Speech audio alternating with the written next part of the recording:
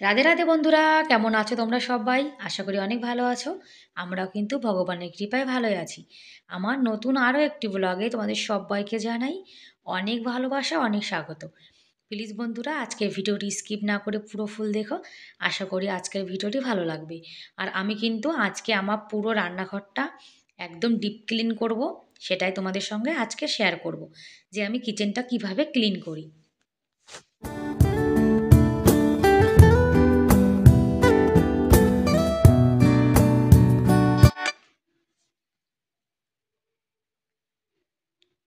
ছেলে কিন্তু খেয়ে দিয়ে রেডি হয়ে গেছে, এখন স্কুলে যাচ্ছে।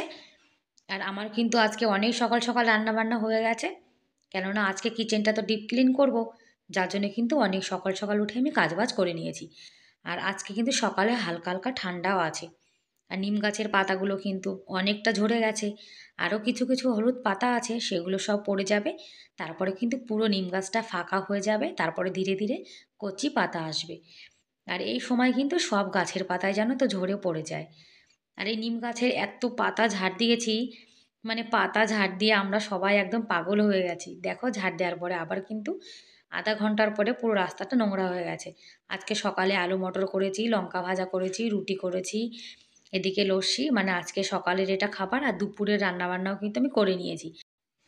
উচ্ছে আলু ভাজা, এদিকে মুগের ডাল, এর মধ্যে গাজর, বিনস আর মটর দিয়ে একটু মুগ ডাল করেছি। আর একটু হালকা পাতলা পাতলা কিন্তু রেখেছি। এটা করেছি উচ্ছে সর্ষে। আর সকালে আলু মটরের সবজি রুটি দিয়ে খাওয়ার জন্য। সকালে আর দুপুরে কিন্তু ভাতও করে নিয়েছি। মানে ভাতটা সকালে 2 বাচ্চা খেয়েছে, আবার দুপুরে আমরা খাবো। সব কিন্তু রান্নাবান্না হয়ে গেছে। আজকে কিন্তু পুরো কিচেনটা ডিপ ক্লিন করব বলে আজকে অনেক সকাল সকাল কাজ করেছি, জানো তো। আর রান্নাবান্না যা করেছিলাম গোপাল সোনার জন্য সব তুলে রেখেছি। এগুলো এখন আলাদা করে মানে অন্য জায়গায় রেখে দেবো। রান্নাঘরটা এখন পরিষ্কার করব, জানো তো। প্রত্যেক দিন রান্নাঘরটা তো একটু একটা ভেজা কাপড় দিয়ে মোছা হয়, তারপরেও কিন্তু রান্নাঘরে দেখবে একটা তেল চিটচিটে ভাব থাকে।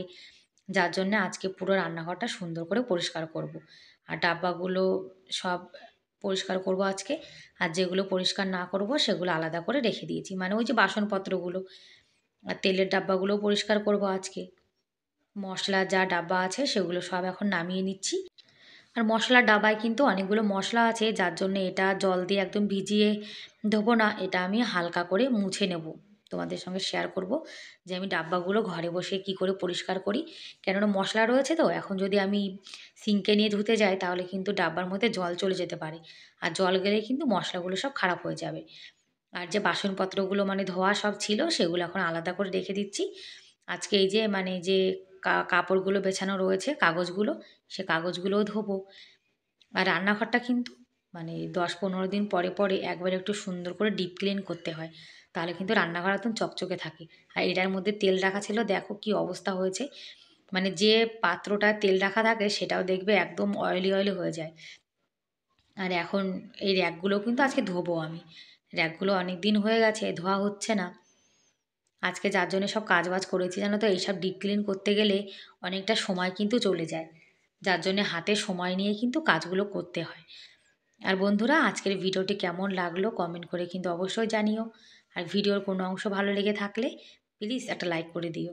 আর আমার চ্যানেলে তোমরা আজকে যারা নতুন আর ভিডিওটি দেখছো, তোমাদের যদি এরকম ভিডিও দেখতে ভালো লাগে তাহলে কিন্তু তোমরা চাইলে আমার এই চ্যানেলটিকে সাবস্ক্রাইব করে আমার এই ছোট্ট পরিবারের পাশে থেকে যেতে পারো। আর এই কাজটি যারা অলরেডি করে দিয়েছো তাদেরকে অসংখ্য ধন্যবাদ। এর একটাও কিন্তু এখন আমি সুন্দর করে যে সাবান দিয়ে ধুয়ে নিয়েছি, মানে ভীম জেল দিয়ে। আর এদিকে যে কাপড় মানে কাগজগুলো ধুয়েছিলাম সেগুলো আমার বরকে বলছি শুকাতে দিয়ে দাও। আর ততক্ষণে আমি অন্য র্যাকগুলো মানে ধুচ্ছি। রোদ্দুরও কিন্তু ভালোই উঠেছে, এগুলো কিন্তু সব আধা ঘন্টার মধ্যেই শুকিয়ে যাবে। আর স্টিলের র্যাকটাও আজকে ধুয়ে দিচ্ছি। ভেজা কাপড় দিয়ে তো মোছা হয়, তারপরেও কিন্তু 10-12 দিন পরে পরে জানো তো একটু ভীম জেল দিয়ে পরিষ্কার করে নিলে কিন্তু বাসনপত্র ডাব্বা সব একদম মানে নতুনের মতো চকচক করে। এগুলো কিন্তু সব ধুয়ে আমি রোদ্দুরে দিয়ে দেবো, তাহলে তাড়াতাড়ি কিন্তু জল ঝরে যাবে। আর ঘরে রেখে দিলে কিন্তু তাড়াতাড়ি একদমই শুকাতো না। আর ঝাঁটা দিয়ে এই যে পুরো পরিষ্কার করে নিচ্ছি। মানে কিচেন চিমনি না থাকলে জানো তো রান্নাঘরে যখন আমরা ফোড়ন দিই কিংবা রান্নাবান্না করি তখন দেখবে পুরো মানে ধোয়া ধোয়া হয়ে যায় রান্নাঘর, আর তখন পুরো রান্নাঘরটা কিন্তু মানে তেল চিটচিটে ভাব হয়ে যায়। আর যাদের কিচেন চিমনি আছে তাদের কিন্তু এই অসুবিধাটা একদমই হয় না। আর আমার রান্নাঘরে কিন্তু গ্যাস ওভেনের পাশে কোনো জানলাও নেই, যার জন্যে আমার ফোড়ন টোড়ন দেওয়ার সময় যে ধোঁয়া সেগুলো কিন্তু রান্নাঘরের মধ্যেই থাকে, বাইরে যায় না। যার জন্যে রান্নাঘরটা কিন্তু একটু সবসময় পরিষ্কার টরিষ্কার করে রাখতে হয়। প্রত্যেকদিন ভেজা কাপড় দিয়ে তো মোছা হয়, তারপরেও কিন্তু একটু পরিষ্কার না করলে হয়ই না। তা আজকে নিচের মানে কাউন্টারটা পরিষ্কার করব, উপরের কাউন্টারটা অত ময়লা হয় না। আর এই যে গ্যাস ওভেন, এটা যদি আমরা সপ্তাহে ২ দিন করে ভিম জেল দিয়ে স্ক্রাব ব্রাইট দিয়ে সুন্দর করে ঘষে ঘষে পরিষ্কার করে নিই, তাহলে দেখবে গ্যাস ওভেনটাও কিন্তু একদম যেন তো চকচক করে নতুনের মতন। আর সব জিনিস কিন্তু দেখবে যত্নের পরে নির্ভর করে। আমরা যে জিনিস যত ভালো করে যত্ন করব, সেই জিনিসটা যাবেও কিন্তু অনেক দিন। আর এটাতে তো রান্নাবান্না হয়, যার জন্য দেখবে এটাও কিন্তু একটা অয়েলি অয়েলি ভাব হয়ে যায়। আর এই যে রেগুলেটর মানে যেটা দিয়ে গ্যাস অন অফ করা হয়, এটাতেও কিন্তু অনেকটা ময়লা হয়ে গেছে, যার জন্য সুন্দর করে আমি মানে ভিম জেল দিয়ে ডলে নিয়েছি একদম। আর একটা ভেজা কাপড় দিয়ে এখন এই যে গ্যাস ওভেনটা পরিষ্কার করে নিচ্ছি। আর আমি আমার রান্নাঘর কিভাবে ডিপ ক্লিন করি সেটা শেয়ার করছি, ভালো লাগলে প্লিজ একটা কমেন্ট করে দিও।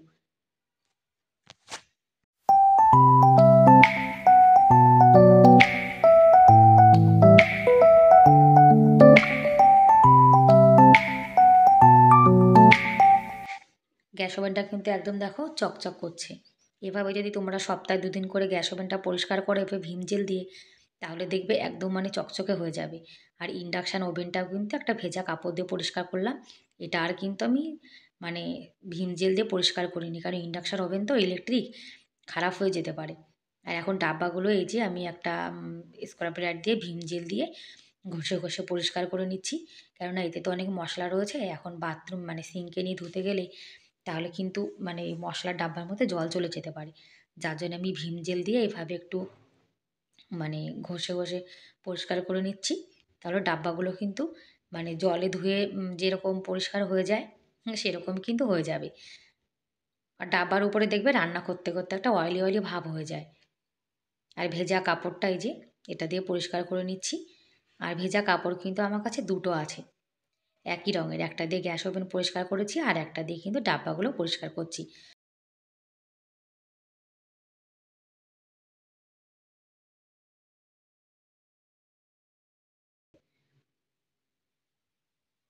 এভাবে যদি সপ্তাহে ১ দিন করেও পরিষ্কার করা যায় ডাব্বাগুলো, তাহলে ডাব্বাগুলো কিন্তু একদম মানে অয়েলি অয়েলি ভাব থাকবে না, আর দেখতেও কিন্তু সুন্দর লাগবে।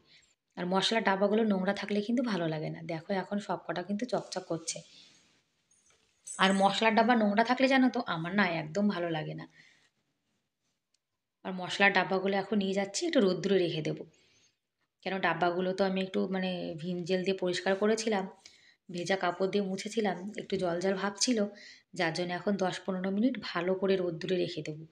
তাহলে ডাব্বাগুলো একদম পুরো শুকিয়ে যাবে।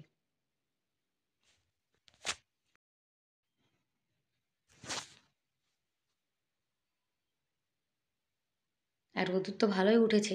এদিকে কালকে না আমার বর ছোলাগুলো পুড়িয়েছিল, সেগুলো রাখা রয়েছে ওখানে। আর তুলসী গাছগুলো দেখো কত সুন্দর মানে কচি পাতা এসছে। গাছটা কিন্তু শীতকালে একদম পাতা ঝরে গেছিলো, এখন আবার নতুন পাতা চলে এসছে। আর কিচেন কাউন্টারটা এখন ভেজা একটা কাপড় দিয়ে পরিষ্কার করে নিচ্ছি। আর প্রতিদিন তো আমি রান্না করার পরে পরিষ্কার করি, যার জন্যে কিচেন কাউন্টারটা কিন্তু বেশি ময়লা নেই। আর রোজ যদি আমরা হালকা হাতে আমাদের রান্নাঘরটাকে পরিষ্কার করি, দেখো গ্যাস ওভেনের নিচেটায় কিন্তু পরিষ্কার রয়েছে। রোজ যদি আমরা পরিষ্কার করি আমাদের রান্নাঘর রান্না করার পরে হালকা হাতে, তাহলে কিন্তু ডিপ ক্লিন করার সময় জানো তো একদম কষ্ট মনে হয় না।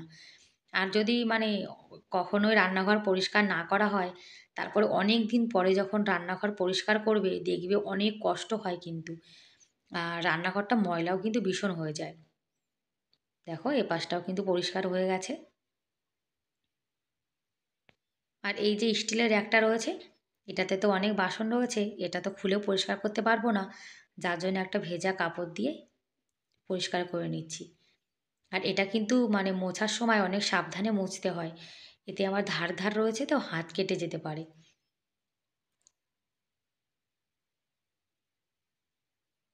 এই দেখো আমার কাছে দুটো কাপড়, তোমাদেরকে তখন বললাম যে দুটো কাপড় আলাদা আলাদা রয়েছে। একটা ভালো কাপড়, সেটা দিয়ে এখন আমি এই যে তেলের বোতলটা মানে পরিষ্কার করে মুছে নেব। ভীম জেল দিয়ে তেলের বোতলটা কিন্তু একটু পরিষ্কার করে নিচ্ছি।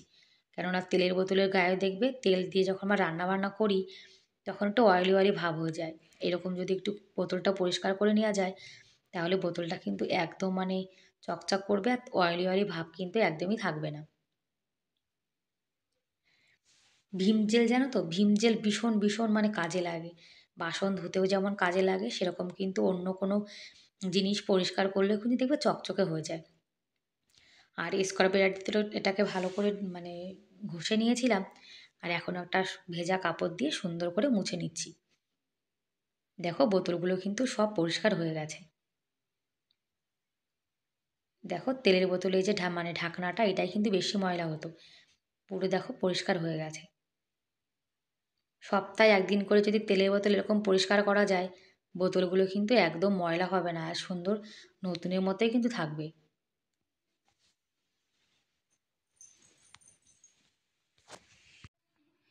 আর রান্নাঘরের যে এক্সট্রা জিনিসগুলো সব কিন্তু আমি এখানে রেখে দিয়েছি। আর এখন মিক্সিটাও কিন্তু ভীম জেল দিয়ে পরিষ্কার করে নিচ্ছি। মিক্সিটা তো রান্নাঘরে থাকে, তখন রান্না করার সময় যে যে ধোয়া টোয়া হয় তার জন্য দেখবে রান্নাঘরে আমাদের যা জিনিস থাকে সেগুলো সবই কিন্তু তেল চিটচিটে হয়ে যায়, যার জন্য কিন্তু মিক্সিটা পরিষ্কার করে নিচ্ছি। আর সাদা জিনিস কিন্তু দেখবে ময়লা একটু বেশিই বোঝা যায়, মানে যে জিনিসগুলো ব্রাইট কালার হয় সেগুলো ময়লা কিন্তু তাড়াতাড়ি হয়ে যায়। আর এখন মিক্সিটা কিন্তু দেখো পুরো পরিষ্কার হয়ে গেছে, আর মিক্সির ভেতরটাও কিন্তু পরিষ্কার রয়েছে। আর আমি অনেক বাড়িতে মিক্সি দেখেছি, মিক্সিটা যেন তো একদম নোংরা থাকে, আর ভেতরের সাইডটা তো আর বেশি নোংরা। আর সবসময় যদি এরকম পরিষ্কার করে রাখা যায় তাহলে জিনিসগুলোও কিন্তু চকচক করে। আর একটা জিনিস কিন্তু কষ্ট করে কিনতে হয়, খারাপ করলে কিন্তু একদমই চলে না। ডাব্বাগুলো কিন্তু শুকিয়ে গেছে, এখন সব ঘরের থেকে নিয়ে যাব। রোদ্দুরে দিয়েছিলাম বলে কিন্তু অনেক তাড়াতাড়ি শুকিয়ে গেছে, আর এগুলো ঘরে রেখে দিলে কিন্তু তাড়াতাড়ি একদমই শুকাতো না। আর যা আমি সব পরিষ্কার করেছি তুলে এখন কিন্তু সব এই যে আবার নতুন করে গুছিয়ে রেখে দিচ্ছি। আর এই ডিপ ক্লিন করতে কিন্তু অনেকটা সময় চলে যায় জানো তো, মানে পুরো রান্নাঘরটা পরিষ্কার করা, তারপরে আবার ডাব্বাগুলো যেখানে জিনিস সেখানে রাখা, অনেকটা সময় চলে যায়। যার জন্য সংসারের কাজগুলো সব শেষ করে তারপরে কিন্তু হাতে সময় নিয়ে কাজগুলো করতে হয়। এখন সব জায়গার জিনিস আবার সাজিয়ে গুছিয়ে জায়গায় রেখে দিচ্ছি। আর আমি কিন্তু সবসময় আমার রান্নাঘরটাকে জানো তো একদম পরিষ্কার রাখতে ভীষণ ভালোবাসি। রান্নাঘর নোংরা থাকলে আমার একদম ভালো লাগে না। আর রান্নাঘর যদি পরিষ্কার পরিচ্ছন্ন হয় তাহলে দেখবে রান্না করতেও কিন্তু মন চায়।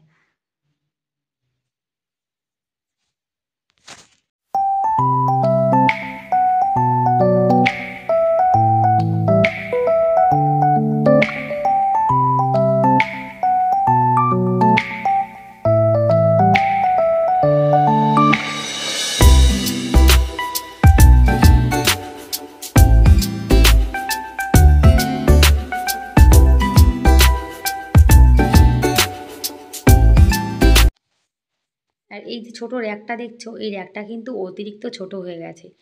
কেনার সময় যদি আমি আরেকটু বড় র্যাক কিনতাম তাহলে না ভালো হতো। এত ছোট র্যাকে কোনো জিনিস কিন্তু ভালো করে রাখাও যায় না জানো তো, মানে কেনার পরে কিন্তু বোঝা যায় যে জিনিসটা কেমন।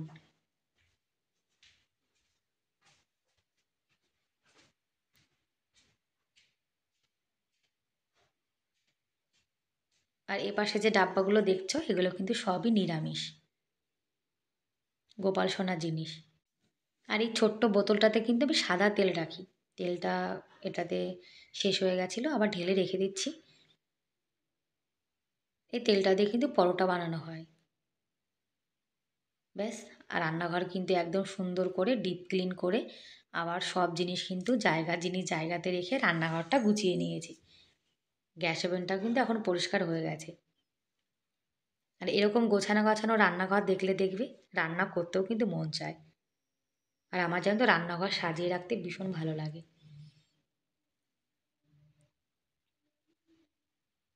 ব্যাস বন্ধুরা, তাহলে আজকের মতো এই পর্যন্তই। দেখা হবে পরের ভিডিওতে। ততক্ষণ তোমরা অনেক ভালো থেকো, অনেক সুস্থ থেকো। Bye bye.